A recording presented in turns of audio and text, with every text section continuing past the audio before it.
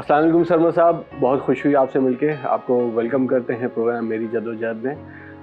Sir, सबसे पहले तो हम जानना चाहेंगे, इतना माशाल्लाह ब्यूटीफुल हाउस है आपका और काफ़ी चीज़ें वेरी यूनिक हैं, वेरी डिसिप्लिन में हैं, तो इसके पीछे किसका कैसी क्या जद्दोजहद है? आपकी पैदाइश जो थी वो 1960 है और आज 2025 है, तो इसके पीछे जो जद्दोजहद है तो प्लीज़ हमें।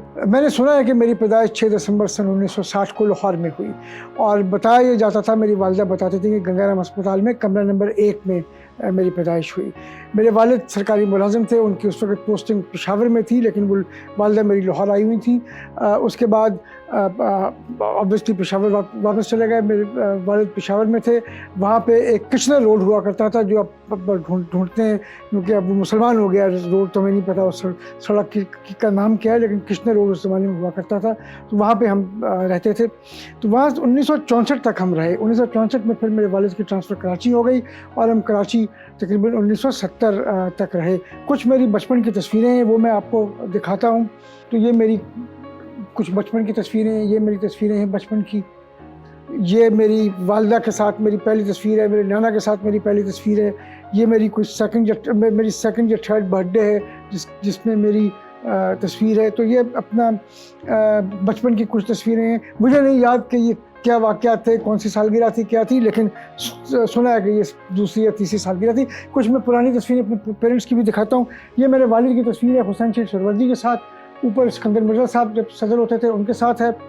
ये शेख ज़ैद बिन सुल्तान के साथ है। सदर फजल अली चौधरी पाकिस्तान के सदर थे, उनके साथ है। ये भुट्टो साहब के साथ है।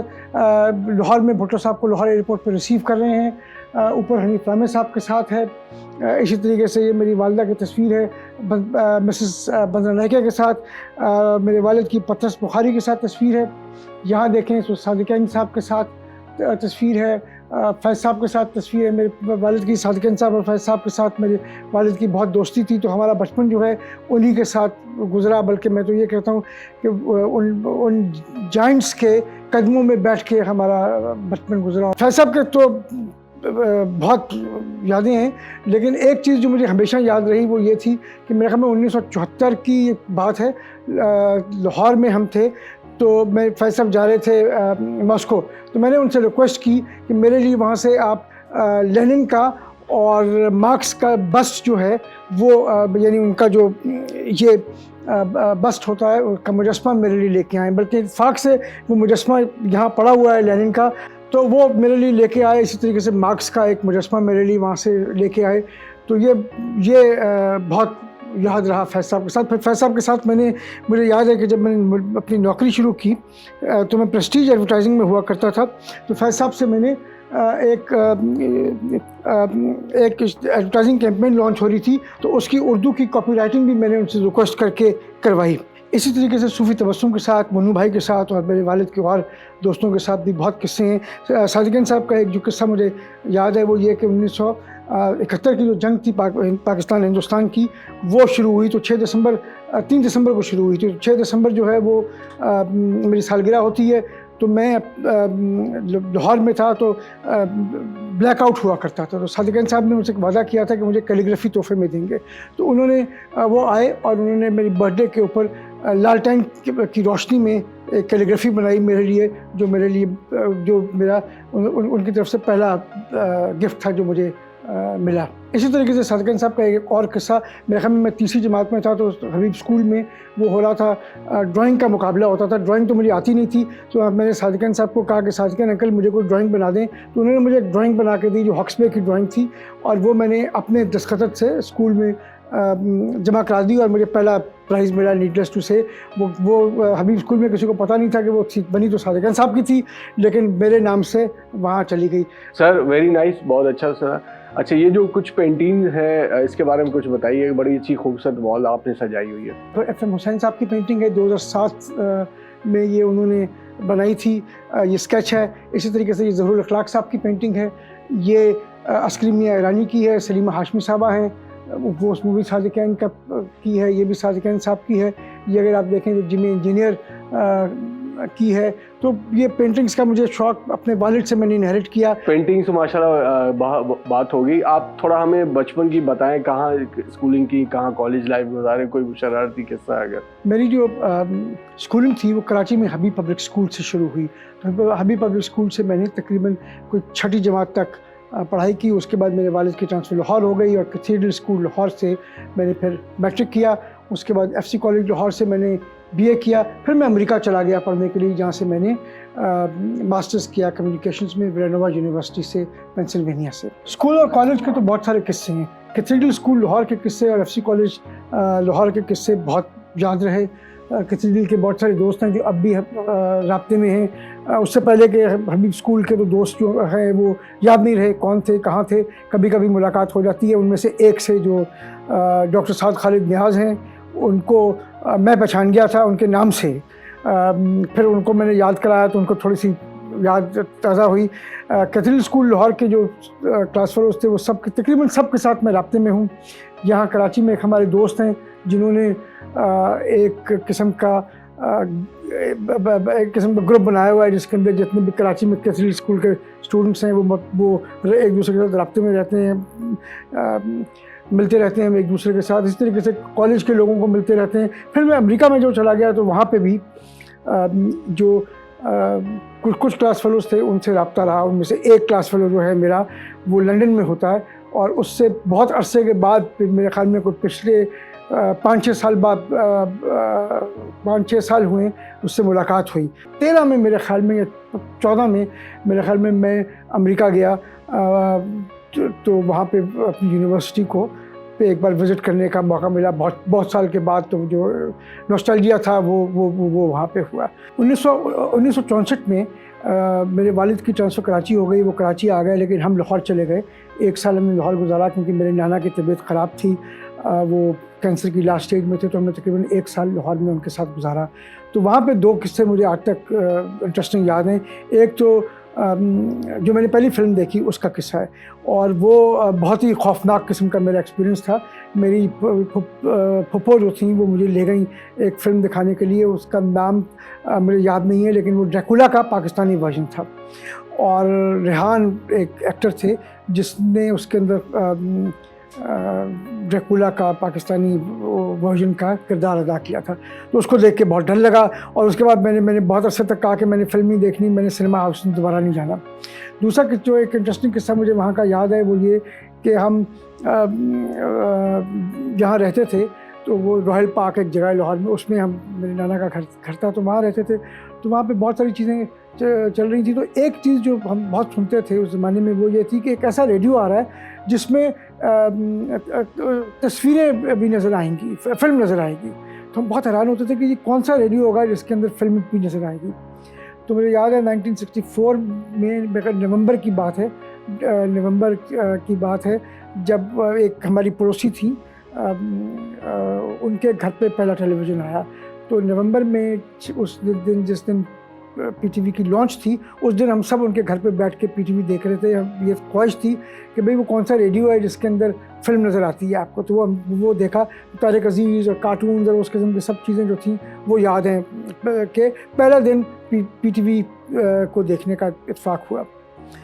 उसके बाद खैर मेरे वालिद की ट्रांसफ़र कराची हो गई और फिर यहाँ पे मैंने हबीब पब्लिक स्कूल में मेरा दाखिला हुआ और हबीब पब्लिक स्कूल से मैंने 6ठी जमात तक पढ़ाई की। उसी 64 में हम दिसंबर में मेरे ख्याल में हम कराची गए थे। तो कोई 8-9 महीने के बाद सितंबर में 1965 में जंग हो गई और मुझे आज तक याद है कि वो जंग जब थी तो हम सीढ़ियों के नीचे छुपते थे और वहाँ पे अंधेरा कर दिया जाता था, ब्लैकआउट हो जाता था और हम सीढ़ियों के नीचे छुप के जब सायरन बजते थे और एयर रेड्स होते थे तो हम वो वहाँ पे छुप जाया करते थे। लेकिन स्कूल में तो बहुत सारे टीचर्स रहे, कुछ के नाम याद हैं, कुछ के नाम नहीं याद। एक मिस नजमा हुआ करती थी जो हमें उर्दू पढ़ाती थी, उनका नाम याद है। एक मिसेस अमीन होती थी जो हबीब स्कूल में जूनियर सेक्शन की हेडमिस्ट्रेस हुआ करती थी, उनका याद है। इस तरीके से कैथेड्रल स्कूल में बहुत सारे टीचर्स जो हैं वो याद हैं। उनमें मिस्टर लिस्टर हुआ करते थे, डॉक्टर निसार थे, स्मार्ट कुबदास एक टीचर थे, तो मुख्तलिफ टीचर्स थे जो हमें याद हैं। एक जो इंटरेस्टिंग थे वो हमारे मैथमेटिक्स के उस्ताद थे जिनका नाम था लालदीन। तो वो जो थे वो ये कहा करते थे, किसी को डांटते थे 2-3 लोगों को, तो वो कहते थे both of you 3 get out. तो आज तक उनका जो किस्सा है ना वो हमें याद है कि both of you 3 get out वाला जो उनका किस्सा था ना, वो आज तक हमें याद है। दोस्त मिलते हैं तो हम उस पर आज भी उसको एंजॉय करते हैं। बाकी उसके बाद इस्लामाबाद में कोई 1 साल हम इस्लामाबाद में भी रहे। इस्लामाबाद मॉडल स्कूल होता था, अब जो इस्लामाबाद कॉलेज फॉर बॉयज़ है, तो वहाँ पे भी 1 साल रहे। वहाँ पे भी कुछ एक गालिब साहब होते थे जो टर्की में पाकिस्तान स्कूल में प्रिंसिपल हैं। इसी तरीके से कुछ और टीचर्स थे जिनके साथ पढ़ने का इत्तेफाक हुआ। यूनिवर्सिटी जब कॉलेज के अंदर गए तो वहाँ टीचर्स हैं, एक आसिफ साहब हुआ करते थे जो सिविक्स पढ़ाते थे, जो बाद में चले गए अमेरिका। तो वो एक बहुत लेफ़्ट विंग किस्म के थे और उनका काफ़ी असर रहा मेरे पर। मुझे आज तक याद है उनका असर काफ़ी लेफ्टिस्ट थॉट्स के हवाले से काफ़ी रहा। फिर वो चले गए बाहर। अमेरिका में भी जब बहुत सारे प्रोफेसर्स थे, उनमें एक डॉक्टर हफीज़ मलिक थे जो पाकिस्तानी थे, और I think one of the finest people that I had the privilege of knowing. Sir, बचपन के किस्से तो कभी ख़त्म नहीं होने। आपने प्रोफेशनल लाइफ में सबसे पहले जॉब कहाँ की और जंग ग्रुप तक आप कैसे पहुँचे हो, फिर वहाँ पे पहली आपकी असाइनमेंट क्या थी, ये थोड़ा हमें बताइएगा प्लीज़। लेकिन जंग ग्रुप जो है ना, ये मेरी तकरीबन मेरी चौथी जॉब है। पहली जॉब जो थी मेरी वो बहुत ही छोटे पीरियड के लिए, तकरीबन 1 साल के लिए थी, और वो M&J कम्युनिकेशंस में थी। M&J में जब मेरे वालिद ने मुझे वहाँ पे हेल्प किया और मुझे पहली जॉब वहाँ मिली जावेद जब्बार साहब के पास।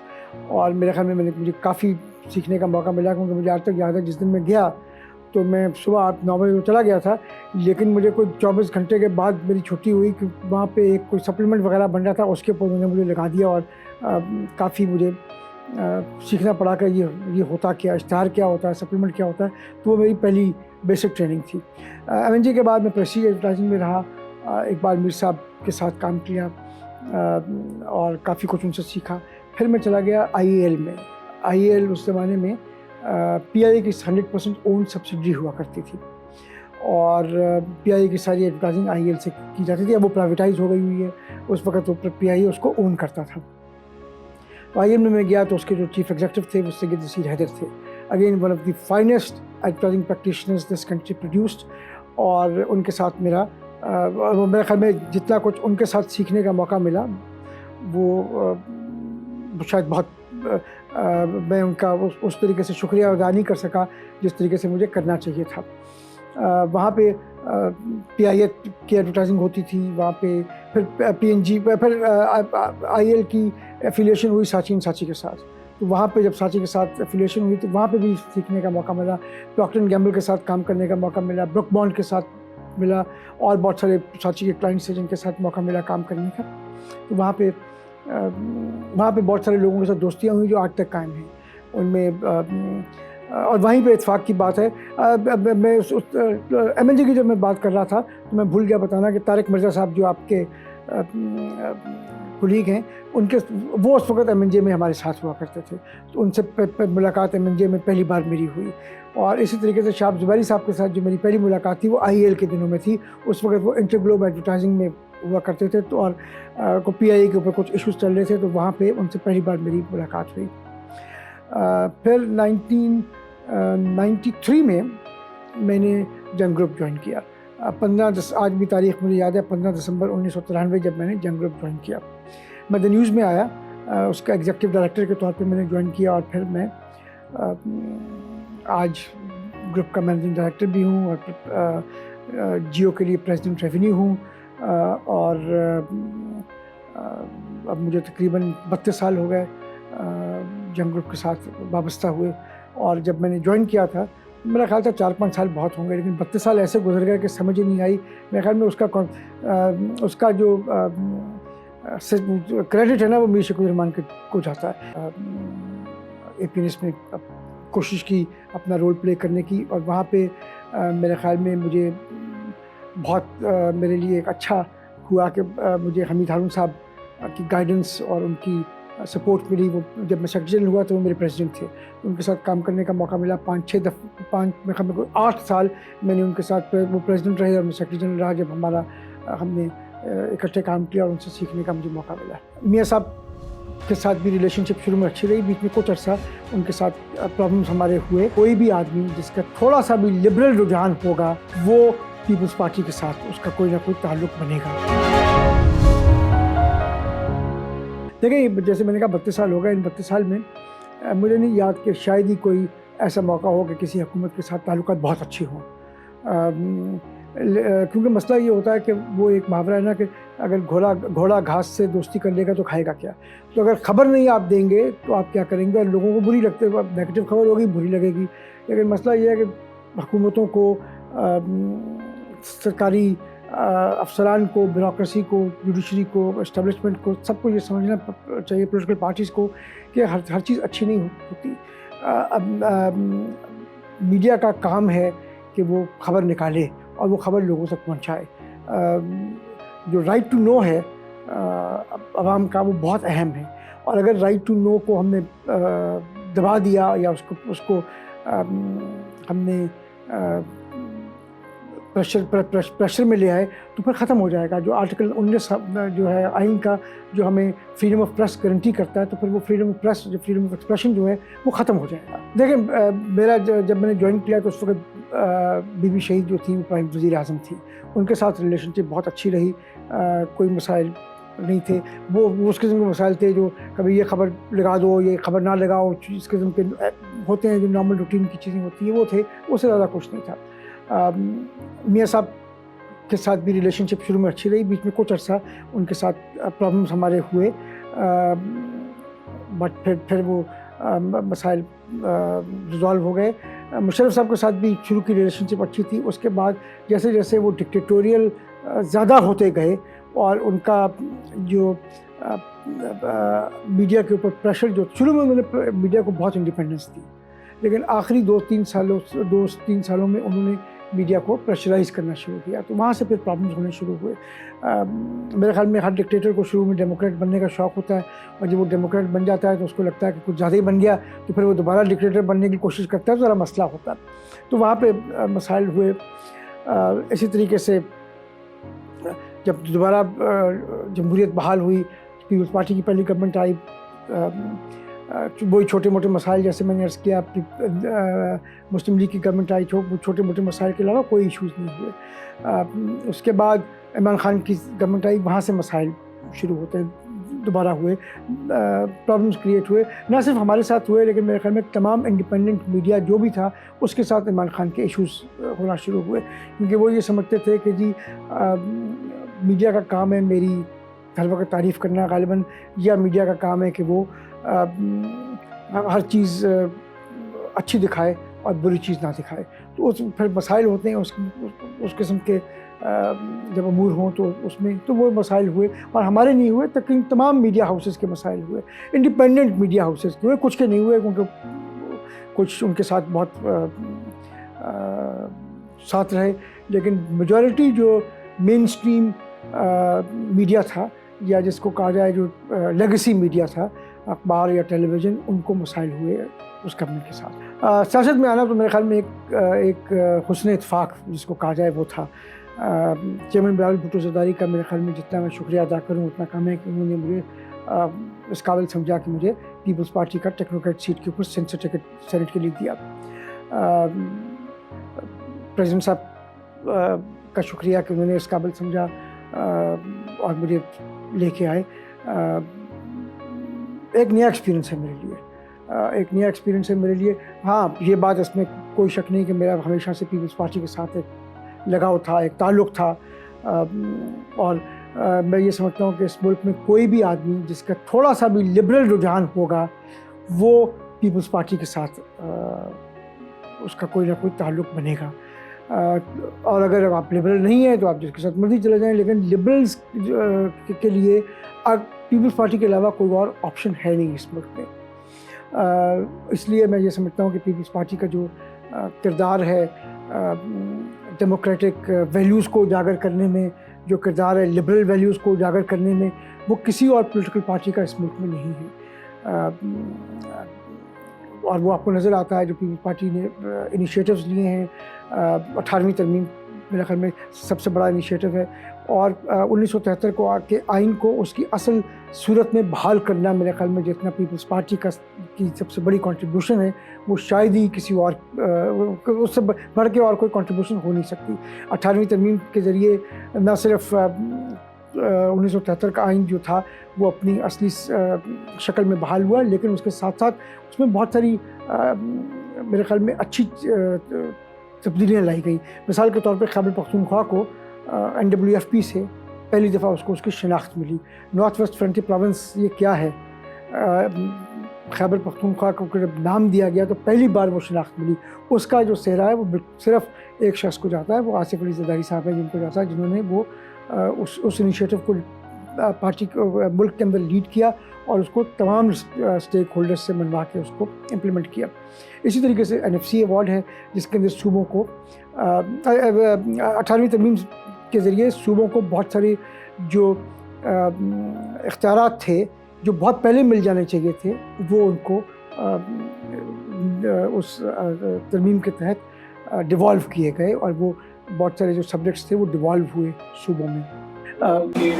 پرسنالٹی کو آپ کیسے دیکھتے ہیں؟ دیکھیں بلاول صاحب وہ کہتے ہیں DNA، بلاول صاحب کو جو DNA ہے نا میرے خیال میں وہ ایک ریمارکیبل DNA ہے۔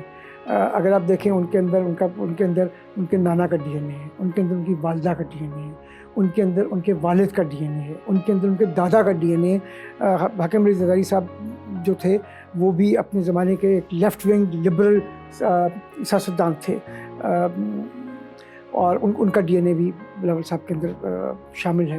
تو وہ میرے خیال میں کوئی بھی اس ملک میں پولیٹیکل فگر نہیں ہے جس کا اتنا اسٹرانگ DNA ہو۔ ان کی لیگیسی بھٹو صاحب کی لیگیسی ہے، وہ بھٹو صاحب کی لیگیسی لے کے چل رہے ہیں،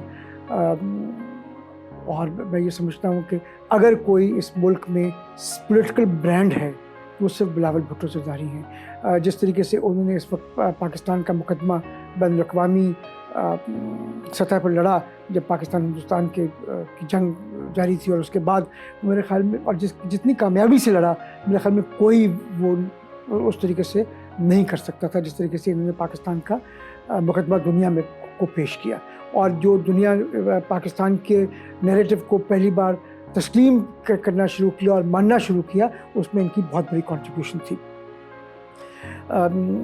ہم بات کریں یوتھ کی تو میرے خیال میں اگر ہم دیکھیں تو اس ملک کے تمام سیاستدان جو ہیں نا وہ 70s میں ہیں، ماں سوائے دو کے، لیکن the youngest of them is chairman Bilawal Bhutto Zardari, he is 35-36۔